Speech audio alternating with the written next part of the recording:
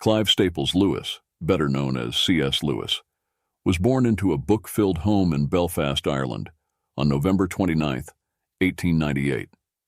He passed away on a historically significant day, November 22, 1963, coinciding with the assassination of President John F. Kennedy.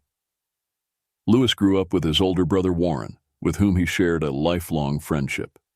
From an early age, Lewis was surrounded by literature, with books stacked in nearly every room of his house.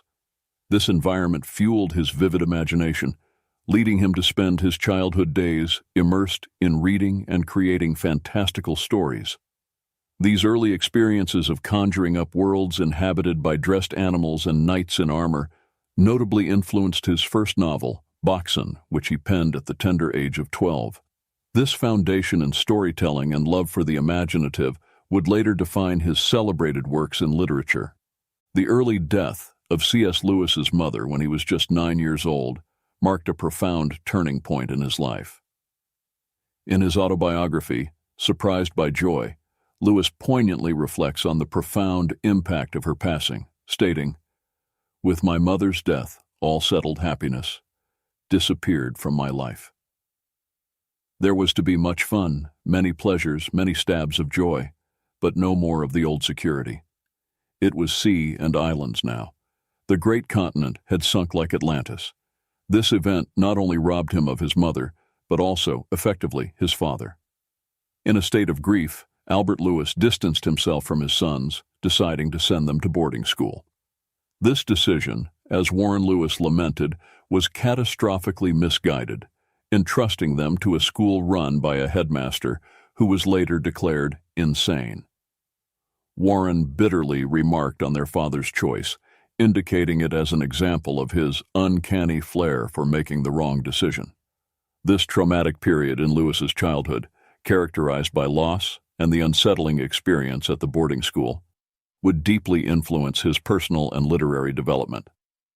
During his challenging childhood, C.S. Lewis endeavored to engage deeply with his religious beliefs, a journey marked by diligence but also internal conflict. He practiced nightly prayers, a ritual that became a source of distress rather than solace due to his introspective scrutiny.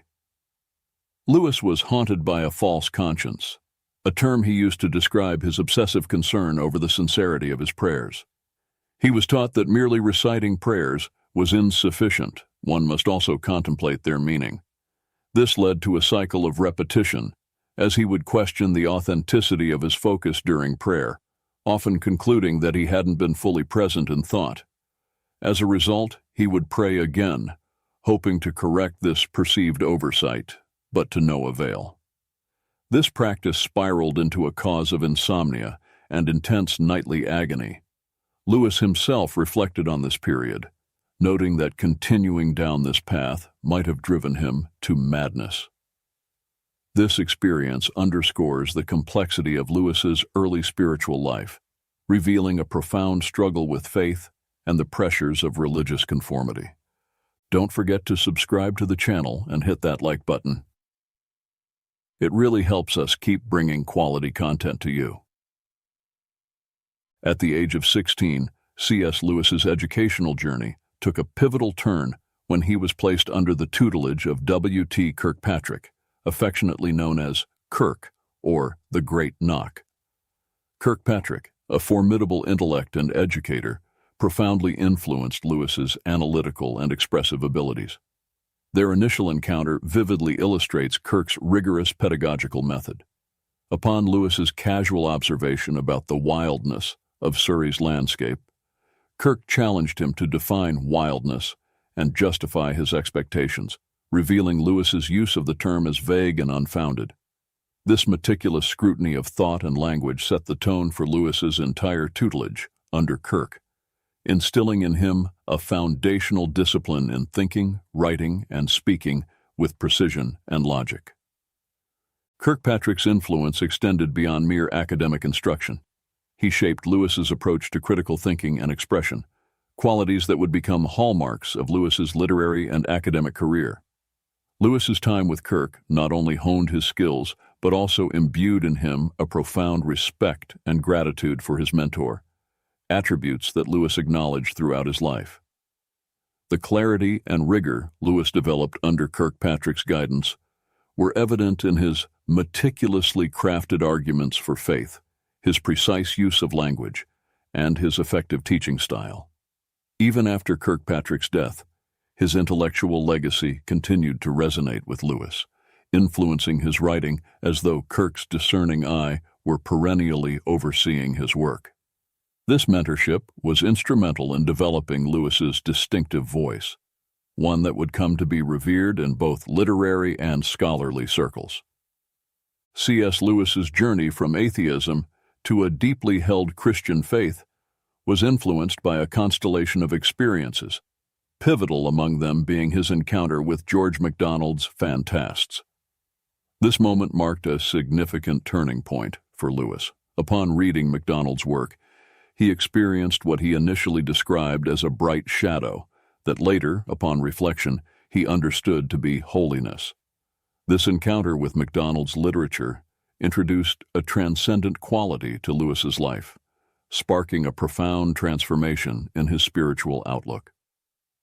Lewis's metaphor of his imagination being baptized vividly captures the immediate impact of phantasts on his psyche, suggesting a spiritual awakening or initiation that was deeply personal and imaginative in nature. However, he candidly acknowledges that this initial transformation of his imagination was but the first step in a more extended process of conversion. The phrase, "the rest of me, not unnaturally, took longer," underscores the complexity and gradual nature of his journey to faith, highlighting the distinction between an instantaneous awakening of the imagination and the slower, more deliberate conversion of one's entire being. This moment of epiphany through literature underscores the significant role that art and imagination played in Lewis's spiritual development, serving as a conduit for encountering the divine and catalyzing his eventual embrace of Christian faith. Lewis's path to Christianity was not merely intellectual, but was deeply intertwined with the aesthetic and imaginative aspects of his being, illustrating the multifaceted nature of spiritual conversion. C.S. Lewis's shift from atheism to a robust Christian faith was also significantly influenced by his confrontation with and subsequent rejection of chronological snobbery, a concept he critically examined alongside his friend Owen Barfield. Chronological snobbery, as Lewis defined, is the predisposition to dismiss the thoughts, beliefs, and works of previous eras simply because they are older, favoring the contemporary intellectual climate without critical examination.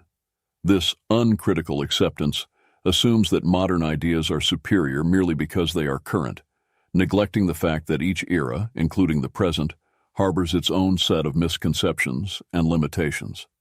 Barfield challenged Lewis to scrutinize the reasons behind the obsolescence of certain ideas, questioning whether they were genuinely refuted, and if so, how and by whom.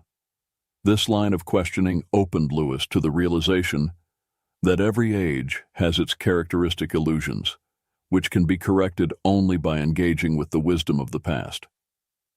Lewis advocated for a balanced reading diet, suggesting that for every new book read, one should read an old one, to mitigate the risk of being trapped within the intellectual confines of the current age. Lewis posited that immersing oneself in the literature of past centuries serves as a remedy to chronological snobbery, likening it to allowing the clean sea breeze of the centuries to refresh our minds. This approach ensures a broader perspective, safeguarding against the myopia of contemporary biases and fostering a more nuanced understanding of truth. Lewis's advocacy for engaging with ancient texts was not merely an academic exercise, but a transformative practice that informed his spiritual journey and intellectual development, challenging the prevailing assumptions of his time and enriching his faith. C.S. Lewis's journey to faith was marked by a meticulous dismantling of his objections against Christianity, facilitated by both an awakening of his imagination and the satisfaction of his logical inquiries. His conversion experience was characterized by an intense internal struggle, vividly described as feeling the steady, unrelenting approach of him whom I so earnestly desired not to meet. This metaphor captures the profound sense of inevitability Lewis felt as he drew closer to acknowledging the divine presence he had long resisted. His eventual submission to faith, described as the prayer of the most dejected and reluctant convert in all England, highlights the depth of his initial reluctance to embrace Christianity. Initially, Lewis's conversion led him to theism, the belief in the existence of a god or gods, specifically a creator who does not intervene in the universe. This was a significant, albeit intermediate, step in his spiritual journey, marking the beginning of his exploration into the nature of Christ and other religious philosophies. His progression from theism to Christianity was not accompanied by dramatic events or sudden revelations, but was instead a gradual realignment of belief. Lewis's final shift to Christianity occurred under remarkably ordinary circumstances, during a ride in the sidecar of a motorcycle on his way to the Whipsnade Zoo. He left his house not believing in Christ as the Son of God and arrived at his destination with that belief firmly in place. Lewis emphasizes the lack of external drama in this transformation, suggesting that profound spiritual change does not always stem from dramatic events, but can occur through quiet, internal shifts in understanding. This narrative underscores the personal and introspective nature of faith, a journey that, for Lewis, was as much about intellectual and imaginative engagement as it was about the soul's gradual surrender to the divine. C.S. Lewis's conversion to Christianity in 1931 significantly influenced his prolific writing career, already underway during his tenure at Magdalen College, Oxford. Within 2 years of his conversion, he published Pilgrim's Regress, 1933, his first apologetic work, marking the beginning of an extensive and diverse literary output that spanned over 3 decades. Lewis demonstrated remarkable versatility as an author, contributing to multiple genres with both depth and accessibility. His apologetic and philosophical writings, including Miracles, The Problem of Pain, The Abolition of Man, and Mere Christianity, offer rigorous, logical defenses of the Christian faith, blending intellectual rigor with profound spiritual insight. These works are characterized by Lewis's ability to distill complex theological concepts into clear, compelling arguments, making them accessible to a broad audience. In addition to his apologetic works, Lewis explored the Christian faith through imaginative literature. The Screwtape Letters and The Great Divorce use fictional narratives to delve into themes of temptation, virtue, and the afterlife, showcasing Lewis's talent for embedding theological reflections within engaging stories. Lewis's contribution to children's literature is perhaps most famously embodied in The Chronicles of Narnia, a series that has captured the imaginations of readers of all ages with its rich allegorical significance and captivating narratives. His space trilogy similarly combines science fiction with theological inquiry, exploring human nature, morality, and the cosmic struggle between good and evil. Beyond his writings on faith and fiction, Lewis also made significant contributions to the study of English literature. Works such as The Allegory of Love and English Literature in the 16th Century, excluding drama, reflect his scholarly rigor and are still esteemed for their insights into literary history and criticism. Lewis's poetry, though less well known than his other works, further demonstrates his versatility and depth as a writer, exploring themes of nature, love, and spirituality with lyrical precision.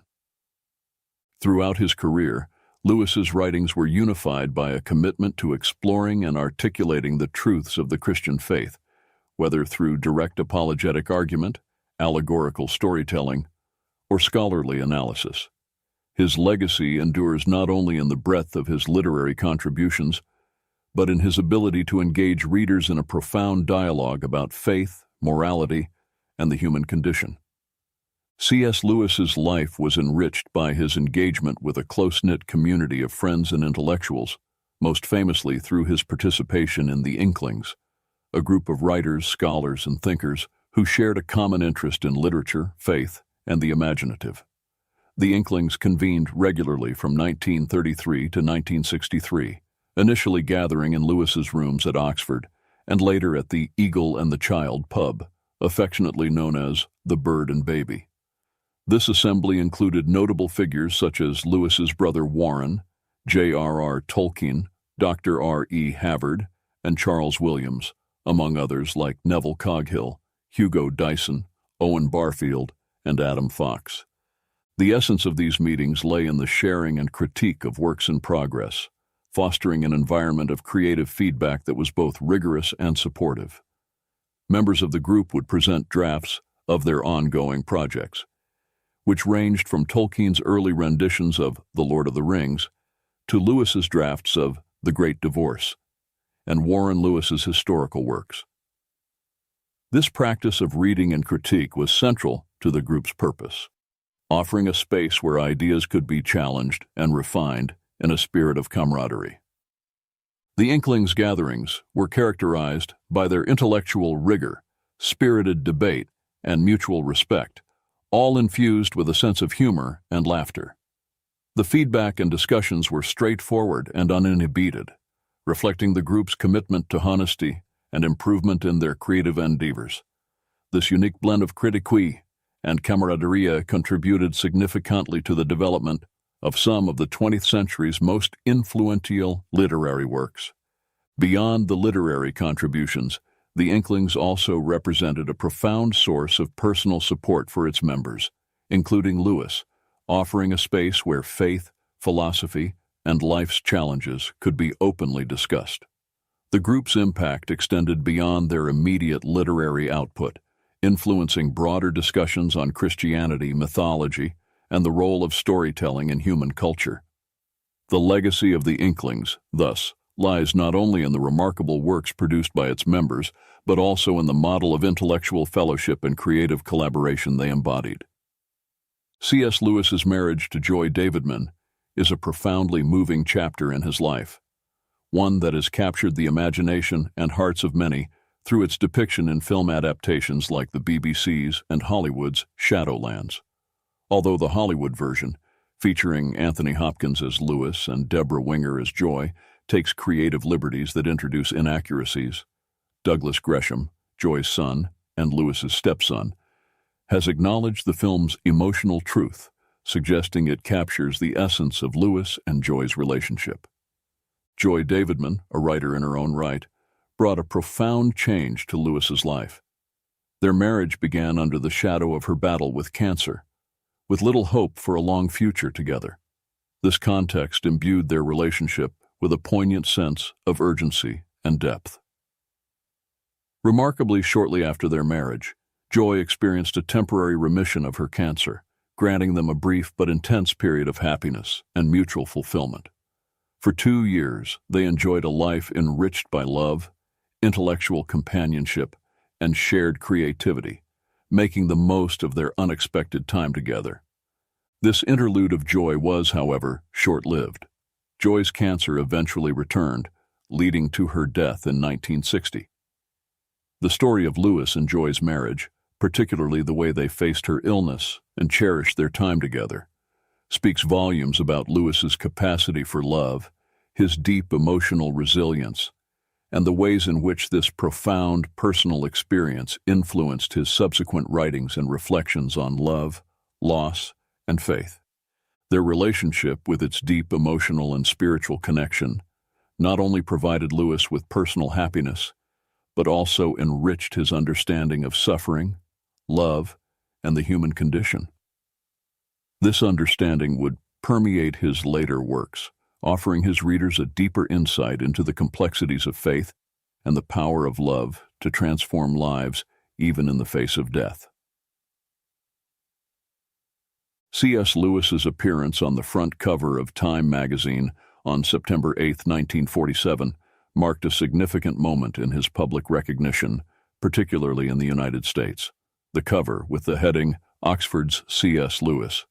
His heresy, Christianity, highlighted the seemingly paradoxical nature of Lewis's prominence, an Oxford academic who was also a fervent defender of Christianity. in a time when such a stance was considered countercultural or even heretical by some. In the secular intellectual community, this public acknowledgement was a testament to Lewis's growing influence as a Christian apologist and thinker. Lewis's foray into the realm of apologetics, particularly his philosophical defense of miracles, presented a stark contrast to the prevailing intellectual trends of his time, which often leaned toward skepticism regarding religious claims. His ability to articulate a robust defense of Christian doctrine and miracles in a logical and accessible manner contributed significantly to his rising stature as a leading voice in Christian thought. His impact was further amplified during World War II through his series of radio broadcasts on the BBC, which were later compiled into the book Mere Christianity. These broadcasts offered a systematic explanation of and argument for the Christian faith, reaching a vast audience during a period of global crisis and uncertainty. Lewis's clear, compelling manner of speaking and writing, combined with his intellectual credentials, made his presentations on Christianity persuasive to many listeners, earning him a place as one of the most recognizable and respected voices in Britain, second only to Winston Churchill during the war years. The juxtaposition of Lewis's academic position at Oxford with his public defense of Christianity underscores the unique and influential role he played in mid-20th century religious and intellectual discourse.